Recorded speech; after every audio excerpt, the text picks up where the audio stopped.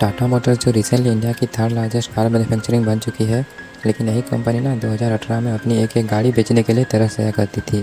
Company बंद होने के कगार पे आ गई थी। फिर 2020 कोरोना के वक्त ऐसा क्या होता है कि जितनी गाड़ी स्कोडा पूरे साल में बेचती है ना, उतनी गाड़ी आज टाटा एक महीने में बेच देती है। अब यही बात आ जाता है कि टाटा मोटर्स ने ऐसा क्या किया कि उनकी कंपनी इतनी तेज़ी से ग्रो कर गई।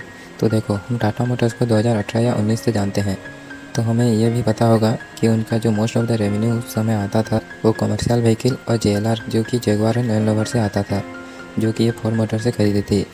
और जगुआर और लैंड रोवर ने जो मार्केट कैप्चर करी थी वो ज़्यादातर यूरोपियन कंट्री में कर रखी थी। और जब से यूरोपियन कंट्री में डीजल इंजन से रिलेटेड लॉ पास हुए, तो वहाँ के लोग डीजल इंजन वाली गाड़ियाँ चलाना कम प्रीफर करने लगे, जिसके चलते टाटा मोटर्स को बहुत ज़्यादा लॉस हुआ। कंपनी अपने बंद होने के कगार पर आ चुकी थी। इतने में एंट्री होती है टाटा मोटर्स की नई सीईओ गौतम बुद्ध की। इनका इतना तगड़ा बिजनेस माइंडसेट होता है ना, कंपनी में आते ही सबसे पहले पुराने जो गाड़ियाँ थी, इनके पुराने जो मॉडल थे सब डिसकंटिन्यू कर दिया, जैसे हेक्सा, जेस्ट, सुमो, सफारी, और 2 नए प्लेटफॉर्म को लॉन्च कर दिया। वो थे ओमेगा और अल्फा, जो कि जगुआर और लैंड रोवर से इंस्पायर थे। और अगले 2 साल में टाटा मोटर्स अपनी बेहतरीन कार मार्केट के अंदर लॉन्च कर देती है, जो कि हैरियर, नेक्सन, सफारी, अल्ट्रोज, और ये सब मार्केट में बहुत सक्सेसफुल हुआ।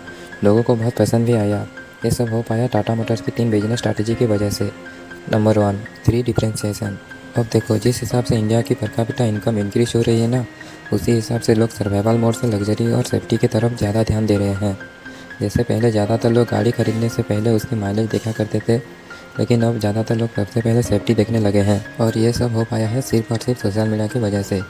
जैसे लोग टाटा मोटर्स की बिल्ड क्वालिटी, क्रैश टेस्ट की फ़ोटो वीडियो सोशल मीडिया पर डालने लगे हैं, उसी हिसाब से व्यूअर्स भी उसे देखना पसंद करते हैं। और इनडायरेक्टली उसे टाटा मोटर्स के ही बेनिफिट हो रहा था। एक तरह की एडवर्टाइजमेंट बोल सकते हैं। इससे अल्टीमेटली टाटा मोटर्स की कार सेलिंग बहुत तेज़ी से इंक्रीज होने लगी। उसके बाद टाटा मोटर्स ने और ज़्यादा इंडियन मार्केट को स्टडी किया, तो पता चला कि मारुति सुजुकी जो high selling car manufacturing company है, उसके सीईओ ने बोल दिया था कि हम 2025 तक कोई भी इलेक्ट्रिक व्हीकल पर शिफ्ट नहीं करेंगे। पहले हम इंडियन मार्केट को स्टडी करेंगे, उसके बाद ही मारुति सुजुकी ईवी मॉडल को लॉन्च करेंगे। अब देखो, हर इंडियन ना ईवी टेक्नोलॉजी का यूज़ करना चाहता था। एक तरफ टेस्ला इंडिया के अंदर आ नहीं पा रही थी, दूसरी तरफ पेट्रोल डीजल की price government day to day increase कर रही थी। तो ये जो पूरी ईवी मार्केट खाली थी ना, इस मार्केट को कैप्चर करने के लिए टाटा मोटर एक दूसरी बिजनेस मॉडल को डेवलप करती है, जिसे हम कहते हैं वर्टिकल इंटीग्रेशन। इसमें क्या होता है, टाटा अपनी 3 कंपनी ने Tata chemical, Tata Motors, Tata power, इनके थ्रू पूरे ईवी मार्केट को कैप्चर करने वाली थी। सबसे पहले टाटा पावर के through all over the Indian charging station setup करते हैं। दूसरा, टाटा मोटर्स के थ्रू नेक्सन ईवी को मार्केट के अंदर लॉन्च करते हैं। और उसके बाद टाटा केमिकल के थ्रू नेक्सन ईवी के लिए बैटरी प्रोड्यूस कर रहे थे। देखो, वर्टिकल इंटीग्रेशन ना इनके लिए बहुत अच्छा काम किया है, क्योंकि वर्टिकल इंटीग्रेशन की वजह से इनको किसी भी कंपनी पे आउटसोर्स नहीं करना पड़ा। तो सारा जो प्रोडक्शन हो रहा था सब इन हाउस हो रहा था, और किसी के ऊपर डिपेंड नहीं होना पड़ा। और पूरी जो मार्केट खाली पड़ी थी ईवी सेक्टर की, बहुत जल्दी इन्होंने कैप्चर कर ली। आज इनके पास 85% ऑफ मार्केट शेयर है ईवी सेक्टर के अंदर। और देखो, ईवी मार्केट के अंदर सबसे ज़रूरत की चीज़ जो होती है वो है चार्जिंग स्टेशन, जो इन्होंने सबसे पहले ही बिल्ड कर ली है। आगे जाके कोई और कंपटीटर आएगा तो उससे टाटा मोटर एक एडवांटेज ले जाएगा, क्योंकि उनके समय 22,000 चार्जिंग स्टेशन होंगे। और अल्टीमेटली जो सबसे ज़्यादा पावर कंपनी बनाएगी आने वाले टाइम में, वो टाटा ही होगी। अब देखो, थर्ड बिजनेस स्ट्रैटेजी ना एक स्ट्रैटेजी नहीं बल्कि इनके लिए काम कर गई है।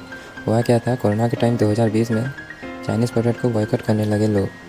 आप एग्जांपल ले सकते हो टिकटॉक का, काफ़ी चाइनीज़ एप्लीकेशन का, जो कि बैन करा गया था, और काफ़ी कंपनी को भी बैन करा गया था। इससे ज़्यादातर लोग फॉरेन कंपनी को छोड़कर देसी कंपनी यानी टाटा महिंद्रा की तरफ शिफ्ट होने लगे। और ऐसे ही लोग माइलेज से ज़्यादा सेफ्टी पर ध्यान दे रहे हैं।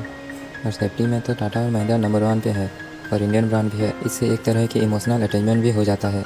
और ऐसे ही टाटा मोटर्स बहुत ग्रो कर गई। बस कमी थी तो एक चीज़ की, और वो थी सर्विस। आगे जाके वो भी इम्प्रूव करने वाले हैं। सो गाइस, सही थी टाटा मोटर्स की बिजनेस केस स्टडी। वीडियो कैसी लगी बताना ज़रूर। Thank you so much for watching.